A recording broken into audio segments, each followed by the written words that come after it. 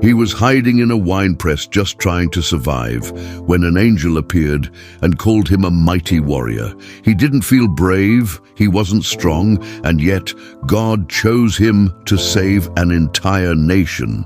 This is the story of an ordinary man with doubts, fears, and questions who was called by an extraordinary God. It was one of the darkest times in Israel's history. After settling in the Promised Land, the people had once again turned their hearts away from God. They forgot the one who had rescued them from Egypt and began worshipping idols, especially the false gods of the Canaanites like Baal and Asherah. God allowed the Midianites to oppress them, and when the Midianites came, they came like a swarm of locusts. Every year, just when Israel's crops were ripe and ready, the Midianites would sweep in on their camels, destroy the fields, and take everything: grain, sheep, cattle, donkeys. The Israelites would run for the hills, literally. They dug caves into the cliffs to hide their families, their food, and themselves. It was humiliating. They were supposed to be God's chosen people living in a land flowing with milk and honey, but now they were barely surviving. In the middle of this chaos, we meet a man named Gideon. He wasn't a warrior, he wasn't famous, he wasn't even particularly brave. In fact, the first time we see him, he's hiding. He's down inside a wine press, trying to thresh wheat in secret so the Midianites wouldn't find him. Normally, wheat is threshed in an open space where the wind can carry away the chaff. But Gideon was doing it underground, in a pit. That's how desperate things had become. Then, in the middle of that quiet fear, something extraordinary happened. A man appeared under an oak tree nearby, watching Gideon. But this was no ordinary man. It was the angel of the Lord. And he said the most unexpected thing: "The Lord is with you, mighty warrior." Gideon must have looked around in confusion. Mighty warrior? Him? He was hiding in a hole. Gideon responded, "Pardon me, my lord, but if the Lord is with us, why has all this happened to us? Where are all his wonders that our ancestors told us about? Didn't he bring us out of Egypt? But now the Lord has abandoned us and given armor the hand of Midian." Gideon was honest. He didn't hide his doubt. He questioned God, but the angel didn't rebuke him. Instead, he gave Gideon a mission. "Go in the strength you have and save Israel out of Midian's hand." "Am I not sending you?" "But how can I save Israel?" he asked. "My clan is the weakest in Manasseh, and I am the least in my family." "Still," the Lord said, "I will be with you, and you will strike down all the Midianites, leaving none alive." Gideon didn't say yes right away. He needed a sign. He asked the angel to wait while he went to prepare an offering. He ran off, cooked a young goat, and prepared bread without yeast. Then he brought it back and placed it on a rock. The angel touched the food with the tip of his staff, and suddenly fire flared from the rock and consumed it. Then the angel vanished. Gideon gasped. He realized that he hadn't just been speaking to a messenger, he had seen the angel of the Lord face to face. He cried out, "Alas, sovereign Lord, I have seen the angel of the Lord face to face." But the Lord spoke peace to his heart. "Do not be afraid, you are not going to die." Gideon built an altar there and called it, "The Lord is Peace." That night, God gave him another assignment.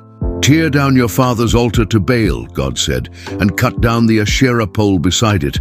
Then build a proper altar to the Lord your God on the top of this height." Gideon obeyed, but he was still afraid. So he did it at night, taking 10 of his servants with him. They crept into town, pulled down the altar to Baal, cut down the Asherah pole, and built a new altar to God using the remains of the old one. In the morning, the townspeople were furious. "Who did this?" they demanded. They found out it was Gideon and went to his father Joash, demanding Gideon's death. But Joash stood up for his son. He said, "If Baal really is a god, he can defend himself when someone breaks down his altar." And from that day on, Gideon was called Jerubbaal, which means "let Baal contend with him." Word spread that the Midianites and their allies were once again gathering for battle. This time, they were in the valley of Jezreel, tens of thousands strong. Then something remarkable happened. The Spirit of the Lord came upon Gideon. Empowered and emboldened, he blew a trumpet.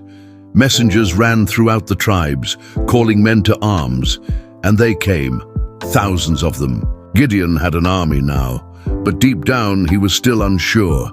He wanted another sign. He took a wool fleece and laid it on the ground overnight. "If you will save Israel by my hand, as you have promised," he prayed, "then let the fleece be wet with dew and the ground be dry." In the morning, the fleece was soaked, so much that Gideon wrung out a bowlful of water. But still, he asked for one more confirmation.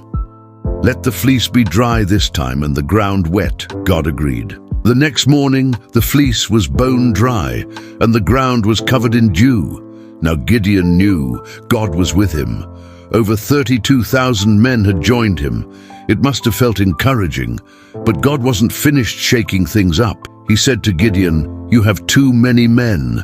I cannot deliver Midian into their hands, or Israel will boast against me, saying, 'My own strength has saved me.'" So Gideon told the men, "Anyone who trembles with fear may turn back." 22,000 left.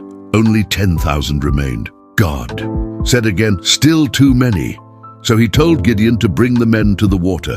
There God gave a curious test. Watch how the men drink. Those who lapped water like dogs would be separated from those who cupped water in their hands and brought it to their mouths. In the end, only 300 men remained. 300 against tens of thousands. No swords, no cavalry, just torches, jars, trumpets, and faith. But before the battle, God gave Gideon one last encouragement. He told Gideon, "If you are afraid to attack, go down to the camp and listen to what they are saying." So Gideon crept into the enemy camp with his servant and overheard two soldiers talking. One said, "I had a dream. A round loaf of barley bread came tumbling into the Midianite camp. It struck the tent with such force that the tent overturned and collapsed." The other replied, "This can be nothing other than the sword of Gideon. God has given the whole camp into his hands." Gideon was stunned. Even the enemy feared what God would do through him. He returned to his camp, worshipped God, and woke his 300 men. "Get up," he said. "The Lord has given the Midianite camp into your hands." And in the dead of night, under cover of darkness, they prepared for the battle that would change everything. The night was thick with silence. Not even the wind dared move. The valley below was crawling with the vast Midianite army, campfires glowing like stars on the earth, shadows flickering against tents, and the low murmur of soldiers asleep under the moon. Up on the hillside, only 300 men stood beside Gideon. No one wore shining armor. No one held a sword. Instead, they clutched ram's horns, clay jars, and inside the jars, torches quietly burning, hidden from sight. Then came Gideon's quiet command, "Watch me, do exactly as I do. When we reach the edge of their camp, blow your trumpet, smash your jar, and shout, 'For the Lord and for Gideon.'"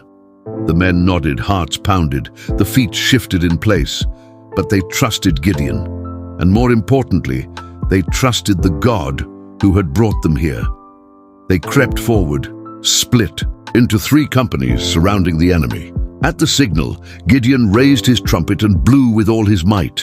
In perfect unison, 300 trumpets shattered the stillness. Then a crash. Each man smashed his jar, revealing blazing torches. Shouts rang out in the dark, "A sword for the Lord and for Gideon." Panic exploded in the Midianite camp. The enemy woke to confusion, lights everywhere, horns echoing off the hills, the crash of breaking pottery and shouting. In the chaos, they turned on each other with their own swords, thinking they were under full-scale attack. Men ran in every direction, screaming. Horses reared, tents collapsed, campfires overturned. The mighty army of Midian broke apart like glass, scattered and shattered in a single moment of divine strategy. Gideon and his men didn't even lift a sword. God had fought for them, but the victory wasn't complete yet. The enemy fled toward the Jordan River into the hill country. Gideon called out to the tribes of Naphtali, Asher, and Manasseh to pursue them. Then he sent messengers to Ephraim, urging them to block the river crossings to prevent escape. The men of Ephraim responded quickly. They captured the riverbanks and managed to seize and kill 2 Midianite commanders, Oreb and Zeb. They even named the places after them, the rock of Oreb and the winepress of Zeb. But when Gideon met the Ephraimites, they were angry. "Why didn't you call us earlier to fight?" they demanded. Gideon answered wisely and humbly, "What have I done compared to you? You caught the commanders. What I did was nothing." His soft answer turned away their anger. But the chase wasn't over. Gideon and his 300 men were exhausted, yet still in pursuit. They crossed the Jordan River, chasing 2 Midianite kings, Zebah and Zalmunna, who still had 15,000 soldiers left. Gideon stopped at the city of Succoth and asked, "Please give my men some bread. We're tired and we're chasing the kings of Midian." But the officials of Succoth mocked him. "Why should we give you food? You haven't captured them yet." Gideon didn't argue. He simply said, "Very well, when the Lord gives me victory, I'll return and deal with you." He moved on to the city of Peniel and made the same request, but again he was mocked and refused. And again Gideon made a quiet promise, "When I return in peace, I'll tear down this tower." He and his men pressed on, tired, hungry, undeterred. Then came the final strike. Gideon launched a surprise attack on the enemy camp in Karkor. Zebah and Zalmunna had let their guard down, thinking they were safe, but Gideon's boldness caught them off guard. The remaining army fell, and the 2 kings were captured alive. Gideon turned back, traveling the same road, this time not in pursuit, but in triumph.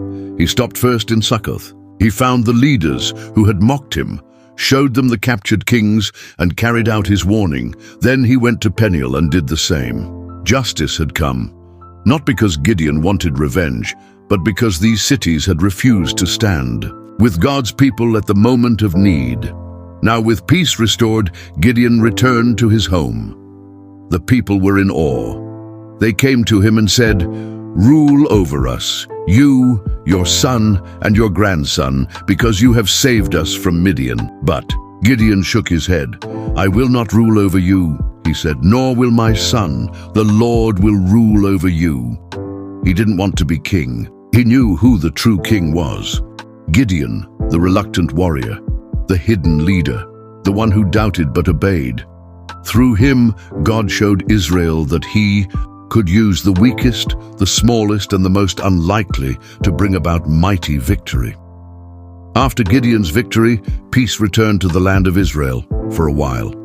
The Midianites never recovered. They were completely humbled before God's people, and Gideon, the man who once hid in a winepress, became a national hero. He went home to Ophrah and lived out the rest of his days surrounded by family. He had 70 sons, for he had many wives, and even a concubine who lived in Shechem, who bore him a son named Abimelech. Though Gideon had refused to become king, he did begin to live like one, receiving tribute, commanding respect, and leaving behind a large household. Still, he never took the crown. He had made it clear, "The Lord will rule over you." But Gideon also made a troubling decision. From the gold earrings collected after the war, he created a golden ephod, a sacred garment meant only for priests. Instead of placing it in the tabernacle, he kept it in Ophrah. And though it may have started as a symbol of gratitude, it became something much darker.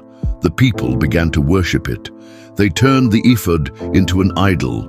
It became a snare, not just for Israel, but even for Gideon's own family. The one who had torn down Baal's altar ended up unintentionally creating a new kind of stumbling block. Still, during his lifetime, the land had peace. For 40 years, the enemies of Israel stayed away. And then Gideon died as an old man and was buried in the tomb of his father Joash. But almost as soon as Gideon was gone, the people forgot. They turned again to false gods, to Baal-berith, and to idols carved by their own hands.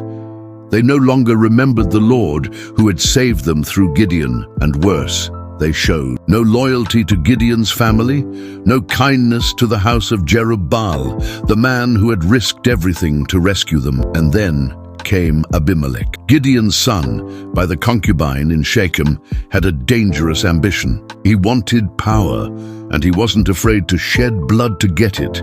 He went to his mother's family and said, "Would you rather be ruled by 70 sons of Gideon or by one? Remember, I'm your flesh and blood." And with that, Abimelech's path to power began. He hired mercenaries with silver from a pagan temple and then committed a horrifying act. He killed his 70 brothers, Gideon's sons, all in one day on one stone. Only one escaped, a young brother named Jotham. Abimelech declared himself king, not chosen by God, not anointed by a prophet, but crowned by violence and manipulation.